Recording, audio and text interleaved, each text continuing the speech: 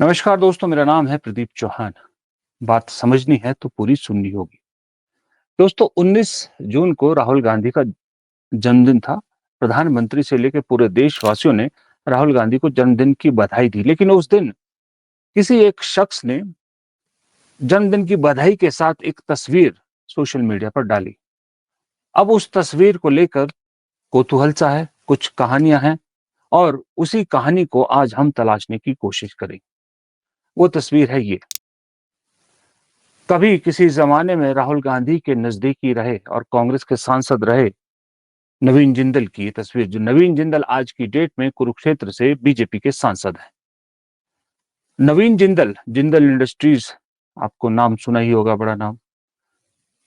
कांग्रेस के कद्दावर नेता हुआ करते थे हरियाणा के एक जमाने में। इनकी मां भी कांग्रेस की सीनियर नेता थी और इनके पिता भी भूपेंद्र सिंह हुड्डा सरकार में मंत्री रहे थे। पिछले लोकसभा चुनाव से ठीक पहले इन्होंने पार्टी बदली और बीजेपी की तरफ चले गए और बीजेपी से सांसद चुन लिए गए। ये तस्वीर जन्मदिन के दिन राहुल गांधी की बधाई के साथ शेयर करना क्या कहानी कहता है? मेरे हिसाब से, अगर मोटे तौर पे शुरुआत ही अगर मैं कहूं, तो ये तस्वीर कहानी बयां कर रही है कि दरअसल वो जो डर के लालच में या किसी वजह से वो जो चूहे जहाज छोड़कर भाग खड़े थे कि ये जहाज डूब रहा है, वो चूहे वापसी उसी जहाज पे आने का रास्ता तलाश रहे हैं। उस जहाज का नाम है कांग्रेस। नवीन जिंदल ने जिस तरह से राहुल गांधी के साथ अपनी फोटो शेयर की है, इसका मतलब है कि वो सीधा सीधा एक संदेश राहुल गांधी तक पहुंचाना चाह रहे हैं कि मैं वापसी के लिए तैयार हूं, मैं वापस आना चाहता हूं। मुझे नहीं मालूम राहुल गांधी ने इस तस्वीर के क्या मतलब निकाले, राहुल गांधी को भी मालूम ही होगा इस तस्वीर के क्या मायने हैं। लेकिन मैं फर्म बिलीवर हूं, मैं अक्सर आपसे कहता भी हूं कि मेरे हिसाब से शब्दों से ज्यादा तस्वीरें कहानी को बखूबी बयां करती है। तस्वीरों में वो जादू होता है, तस्वीरों में वो दम होता है कि पूरी कहानी एक तस्वीर बता देती है। और ये तस्वीर कहानी बता रही है कि नवीन जिंदल बीजेपी में तो चले गए, लेकिन वहां कितने अनकंफर्टेबल है, ये उसका एक उदाहरण है। अब नवीन जिंदल, जाहिर सी बात है, अभी तो बीजेपी से सांसद है, तुरंत तो नहीं करेंगे, लेकिन एक फिलर जिस तरह से कांग्रेस को उन्होंने भेजा है, वो एक संकेत देता है कि नवीन जिंदल अकेले नहीं है। नवीन जिंदल के साथ एक लंबी फहरिस्त है जो वापसी का रास्ता तलाश रही। कहने वाले कह रहे हैं कि मध्य प्रदेश और राजस्थान में तो तकरीबन 2.5 दर्जन के करीब नेता ऐसे हैं, दोनों राज्यों को मिलाकर, जो वापसी के लिए बिल्कुल तैयार बैठे हैं, मौका तलाश रहे हैं कि किसी तरह जो मौका मिले। तो आपको पता ही है, नेता जब जाते हैं तब भी जरा बड़े धूमधाम से जाते हैं, वापसी भी जरा धूमधाम का मौका तलाश रहे हैं। ये स्टोरी जो है वो कब कहां से शुरू होती है? स्टोरी दरअसल इस चीज पे शुरू होती है कि एक वीडियो में मैंने आपको बताया भी था कि कांग्रेस के अंदर आज की डेट में एक ऑप्शन बिल्कुल खत्म हो चुका है। वो ऑप्शन है कि कांग्रेस छोड़ के बीजेपी में जाना। वो क्यों खत्म हुआ? वो इसलिए खत्म हुआ कि वो नवीन जिंदल जैसे पूरी कतार है नेताओं की, इनका हाल देख के बड़े जोश से, बड़े उससे कांग्रेस छोड़ के गए थे, लेकिन बीजेपी में आज इनकी कोई पूछ नहीं। इनके काम नहीं हो रहे हैं क्योंकि इनको अभी तक बीजेपी के लोग एक्सेप्ट ही नहीं कर पाए। और बात सही भी है। बाहर से आया कोई आदमी हमारे घर पे छत सिर पे बैठ जाए तो कौन एक्सेप्ट करेगा? बीजेपी काडर इन्हें अपना नेता मान ही नहीं सकता और ना मान रहा है। इसलिए ये इन्हें ऐसा लग रहा है कि जैसे इनका दम घुट रहा है, राजनीतिक दम घुट रहा है वहां पर। इसलिए बहुत लंबी कतार है जो वापसी का तलाश और संभावनाएं तलाश रही हैं, देख रहे हैं कि किस रास्ते से कैसे वापस जाया जा सकता है। दूसरी वजह यह है कि जो कांग्रेस के एक रिवाइवल की इंस्टिंक्ट अब डेवलप होने लगी है। जो दिख रहा है कि कांग्रेस अब एक्टिव जो नजर आ रही है, सड़क पे नजर आ रही है, हर एक नेता एक दूसरे से बेहतर करने की कोशिश कर रहा है। उसमें इन पुराने कांग्रेसियों को उम्मीद जग गई है कि नहीं, ये पार्टी जिसे हमें डूबता जहाज समझ के जिसको छोड़ आए थे, दरअसल वो जहाज डूब नहीं रहा, वो वापस अपने सफर पर चल पड़ा है।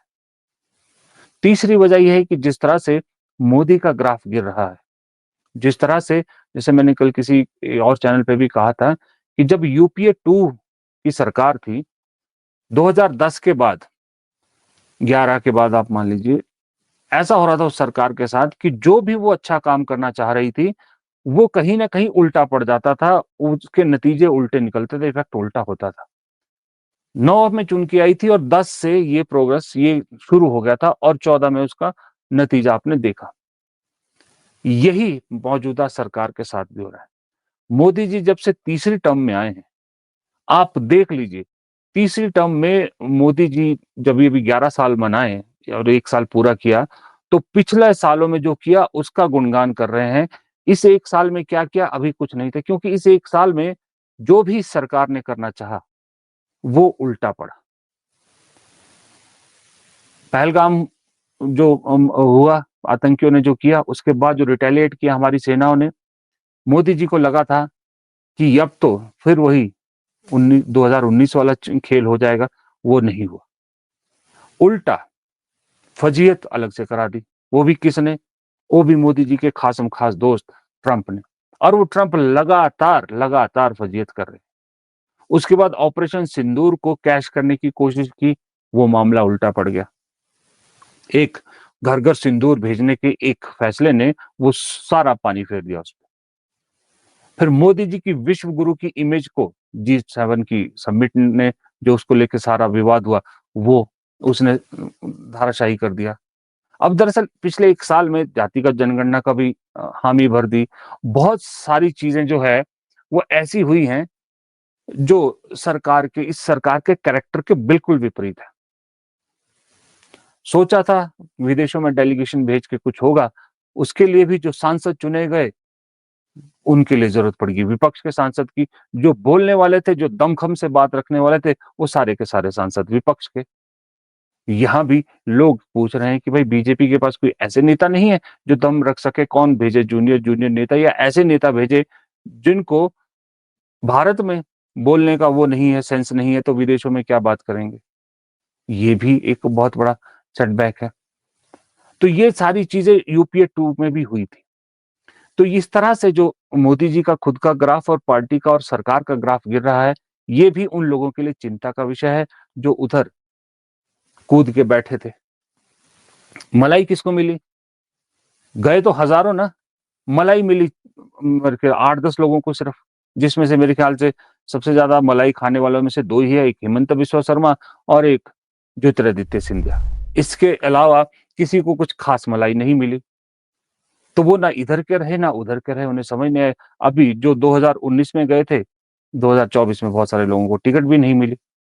वो तो अब बिल्कुल ही एक तरह से कहें कि हाशिए पर आ गए हैं। दूसरी तरफ कांग्रेस की तरफ देखिए, आप में से बहुत सारे लोग कहते हैं कि मैं बहुत ज्यादा कांग्रेस की बात करता हूँ, उनकी भी बात कीजिए। देखिए, सरकार की बुराई करना सबसे आसान काम है। मैं रोज उस पर कम से कम 4 वीडियो आपको बना के दे सकता हूँ, लेकिन वो बहुत सारे लोग कर रहे हैं। मैं भी करता हूँ, ऐसा नहीं कि मैं नहीं करता, और मैं करूंगा भी। मैं भी सरकार की खामियों पे भी बनाता रहूंगा, लेकिन एक प्लेटफॉर्म ऐसा भी चाहिए कि जो दूसरी तरफ क्या हो रहा है इसकी भी तो खबर आप तक पहुंचनी चाहिए ना। इसलिए मैं कांग्रेस के रिलेटेड ज्यादा वीडियोस बनाता हूँ। तो जो कांग्रेस के रिवाइवल की एक धीरे धीरे धीरे, मैं ये नहीं कह रहा कि बहुत तेजी से रिवाइव हो रहा है, एक धीरे धीरे जो कांग्रेस में बदलाव, कांग्रेस का ग्राफ ऊपर उठने का जो प्रोसेस शुरू हुआ है, उस प्रोसेस ने इस देश की जनता के बीच में कांग्रेस को बातचीत में ला दिया है। आप किसी भी चाय की थड़ी पे, किसी भी नाई की दुकान में चले जाइए, अगर वहां 10 टॉपिक डिस्कस होते हैं तो 10 में से एक बार कांग्रेस का नाम जरूर आता है। कांग्रेस पे डिस्कशन होती ही होती है। और जब आप एक राजनीतिक पत्रकार के तौर पर मैं आपको बताता हूं कि जब चाय की थड़ी पे, चौपाल पे और नाई की दुकान पे आप डिस्कस होने लग जाओ, तो समझ लो कि आप खबरों में हो, आप लोगों के बीच हो। राजनीति के लिए ये सबसे जरूरी है, भारत की राजनीति में सबसे जरूरी है कि आप इस तरह की ओपन डिस्कशन में टॉपिक बनो। ये टॉपिक कांग्रेस बनी हुई। इसका एक और उदाहरण मैं आपको बताता हूं कि किस तरह से जिस वर्ग ने कांग्रेस को दरकिनार कर दिया था पूरी तरह से, वो था युवा वर्ग। युवाओं ने कांग्रेस को एक तरह से अछूत सा बना दिया था। लेकिन वो युवा धीरे धीरे कैसे कांग्रेस की तरफ आ रहा है, कैसे राहुल गांधी की मेहनत फल ला रही है, इसका उदाहरण राहुल गांधी के जन्मदिन दिल्ली में लगा जो इंडियन यूथ कांग्रेस द्वारा जो वो नौकरी मिला था, जॉब फेयर था, उसमें दिखा। सिर्फ वॉक इन इंटरव्यू के लिए एक शहर में तालकटोरा स्टेडियम में 10,000 से ज्यादा उम्मीदवार आए, 10,000 से ज्यादा युवा वॉक इन इंटरव्यू करने आए, देने आए, जिसमें से तकरीबन 3,500 लोगों को नौकरियां भी मिली। वो अपने आप में बताता है, अपने आप में सारी कहानी बता रहा है कि युवा का विश्वास किस तरफ बढ़ रहा है। वो विश्वास उधर बढ़ रहा है क्योंकि वहां कम से कम झूठा वादा तो नहीं किया जाता। ये एक एग्जाम्पल है इस देश के युवाओं की नब्ज समझने के लिए कि इंडियन यूथ कांग्रेस को भी मैं यहां पर एक बहुत बड़ा श्रेय देना चाहूंगा। कांग्रेस जब बनी थी तब कांग्रेस की रीढ़ की हड्डी के तौर पर, मतलब आजाद भारत पर, कांग्रेस सेवा दल का काम था जो संघ बीजेपी के लिए करता है। सेवा दल कहीं नजर नहीं आ रहा। मैं आपको सही बताऊं, पिछले कई दशकों से सेवा दल का अता पता भी नहीं। और राहुल गांधी भी मुझे ऐसा लग रहा है उनको रिवाइव करने के मूड में ज्यादा दिखते नहीं। अभी आपको सबसे ज्यादा एक्टिव कांग्रेस में कौन दिखता है? सबसे बेहतरीन काम अगर कांग्रेस के कोई संगठन कर रहा है वो है यूथ कांग्रेस और एनएसयूआई। ये दो संगठन सबसे जबरदस्त काम कर रहे हैं। वजह भी इसकी यह है कि राहुल गांधी ने जब अपनी कांग्रेस में राजनीति शुरुआत की थी तो उन्होंने यूथ कांग्रेस से की थी, यूथ कांग्रेस में बदलाव लाने की कोशिश से की थी। और अभी जो राहुल गांधी का मिशन है कि जो देश के युवा हैं उन्हें अपने साथ जोड़ना है, युवाओं को जोड़ने के इसमें भी सबसे ज्यादा अगर कोई काम कर सकता है तो वो है यूथ कांग्रेस और आपकी स्टूडेंट विंग एनएसयूआई। इसलिए अभी आपको सबसे ज्यादा ये दो संगठन काम करते दिख रहे हैं। फिर एक कांग्रेस का एक और संगठन है जो चुपचाप से बहुत बेहतरीन काम कर रहा है, जो अपना ढोल नहीं पीटता, वो है कांग्रेस का किसान सेल। किसान सेल बहुत अच्छे तरीके से पूरे देश में अपना एक संगठन खड़ा कर चुका है। आप हैरान होंगे, किसी दिन वीडियो में बताऊंगा कि किसान जो मोर्चा है कांग्रेस का, कांग्रेस किसान सेल जो है, उन्होंने कैसे हर राज्य में अपना पूरा संगठन खड़ा कर दिया है, ऊपर से लेके नीचे तक, ब्लॉक तक, जो दरअसल कांग्रेस का होना चाहिए था, लेकिन किसान सेल ने अपना कर दिया है।